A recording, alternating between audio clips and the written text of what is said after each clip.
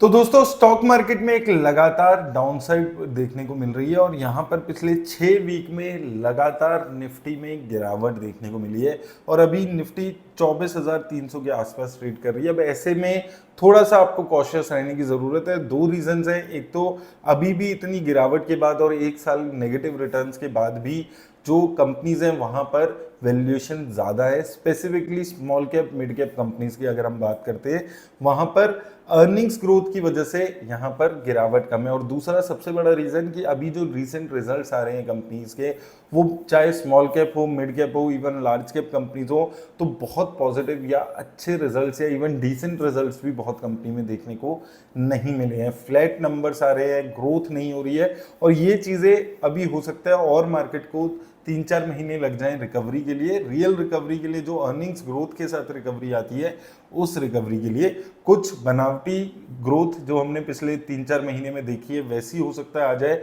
लेकिन एक रियल एक अर्निंग्स ग्रोथ के साथ वैल्यूएशन की कंफर्ट के साथ जो ग्रोथ है उसमें अभी भी टाइम लगने वाला है।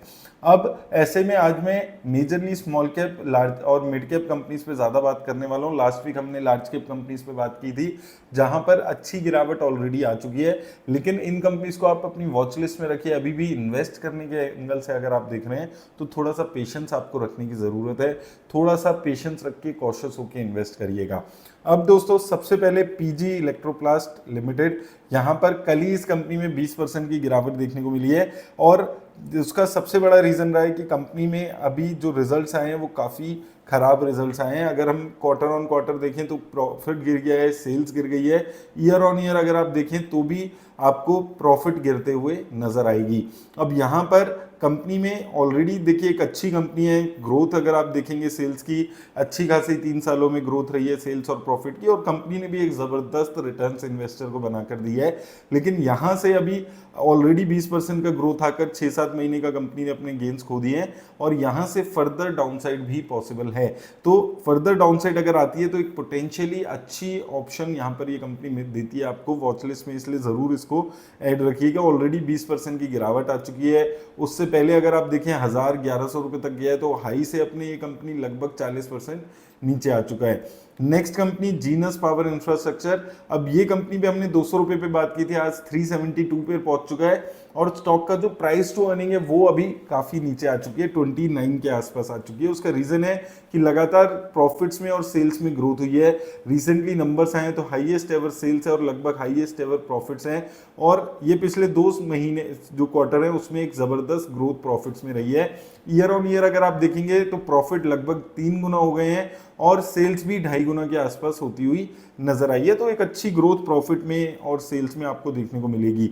यहाँ पर इसके साथ साथ अगर आप ओवरऑल देखें सेल्स और प्रॉफिट में लगातार ग्रोथ हुई है पिछले 3-4-5 सालों में, लेकिन यहाँ से अभी थोड़ा सा आपको कॉशियस इसलिए भी रहना है क्योंकि यहाँ पर अभी जो स्मार्ट मीटर्स के नए टेंडर्स हैं वो गवर्नमेंट से नहीं आ रहे हैं, तो वो एक कंपनी के लिए कंसर्न है। हालांकि कंपनी के पास कंफर्टेबली अगले 3-4-5 सालों के लिए ऑर्डर्स है, लगभग 10,000 करोड़ की इनकी ऑर्डर बुक थी, तो उस एंगल से काफ़ी अच्छा कंफर्टेबल पोजीशन में ये कंपनी है जो आगे 2-3 साल 5 साल के लिए ग्रोथ आपको दिखने वाली है इस कंपनी में। लेकिन प्रोमोटर्स की शेयर होल्डिंग कम हुई है, 50% से गिर के 39% रह गया है, जो कि एक कंसर्न रहा है। और दूसरा कंसर्न प्रोमोटर प्लेज है जो कि 67% है। वो ये दो चीज़ें आपको यहाँ पर थोड़ा सा रिस्क के एंगल से समझनी है। इसके अलावा केपीआई एनर्जी, यहाँ पर अभी आप देखेंगे तो 27 की प्राइस टू अर्निंग आ चुकी है। यहाँ पर भी जो करेक्शन है वो काफ़ी आ चुकी है अभी इस शेयर में, लेकिन अभी जो रिजल्ट्स हैं वो भी काफ़ी अच्छे आए हैं। हाईएस्ट एवर सेल्स है और highest ever net profit again company ने पेश किए हैं। लेकिन अब यहाँ से क्या होने वाला है, यहाँ से अभी जितनी भी ये कंपनीज हैं जहाँ पर एक ज़बरदस्त ग्रोथ आई है, ग्रोथ की स्लो डाउन इम्पैक्ट आने वाला है। ये सभी कंपनीज के जो मैनेजमेंट कमेंट्री है उसमें नज़र आ रहा है। ओवरऑल एक अच्छी कंपनी है जहाँ पर अगर आप देखिए 750 से ऑलरेडी 500 पे आ चुकी है, वैल्यूएशंस भी करेक्ट हो चुकी है, लेकिन आने वाले थोड़े टाइम में हो सकता है जो इसकी ग्रोथ है वो थोड़ी सी कम हो जाए, तो इसलिए थोड़ी सी गिरावट इस कंपनी में ऑलरेडी आई हुई है। मुझे लगता है कि अगर ये कंपनी 450-460 इन लेवल्स पे आती है तो एक अच्छी अपॉर्चुनिटी इन्वेस्टर्स को देने वाली है। ओवरऑल एक अच्छी कंपनी है, फंडामेंटली स्ट्रॉन्ग कंपनी है, इसकी डेट टू इक्विटी रेशियो भी लिमिटेड नजर आती है, तो एक अच्छी कंपनी रही है जो एक अच्छी प्रॉफिट की ग्रोथ दिखा रही है। आप देखेंगे 3 साल 5 साल में 100% की प्रॉफिट की और सेल्स की ग्रोथ हुई है, लेकिन आगे आने वाले 5 साल में आप सेम ग्रोथ एक्सपेक्ट नहीं कर सकते हैं। तो वो चीज़ें भी आपको साथ में समझना है। पहले बेस काफ़ी कम था, वहाँ से ग्रोथ आ गई, लेकिन अब सिमिलर ग्रोथ की उम्मीद करके नहीं चलनी है। लिमिटेड ग्रोथ होगी प्रॉफिट और सेल्स में, लेकिन उसके हिसाब से भी जो इसकी प्राइस टू अर्निंग है वो काफ़ी सस्ती इस वक्त नज़र आ रही है। इसके बाद नेक्स्ट कंपनी आती है एसबीआई कार्ड लिमिटेड। यहाँ पर अभी आप देखेंगे तो रिजल्ट्स के बाद से एक ज़बरदस्त गिरावट आई है। 1000 रुपये से गिर के शेयर लगभग 750 रुपये के आसपास आ चुका है। अब देखिए ये कंपनी लॉन्ग टर्म इन्वेस्टमेंट के एंगल से तो बहुत ही खराब कंपनी रही है। 5 सालों में इसने इन्वेस्टर्स को कुछ पैसा बनाकर नहीं दिया है। लेकिन अगर आप वैसे इसको देखेंगे तो आप देखेंगे कि 750 से 700 की रेंज में एक अच्छी यहाँ पर ऑप्शन मिलती है। आप 3 साल में देखेंगे तो 700 750 की रेंज में जाती है, 700 650 700 इन रेंज में जाती है, और उसके बाद 1900 रुपये फिर गिरावट आएगी, फिर 1900 रुपये फिर गिरावट आएगी, फिर 1900 की रेंज में।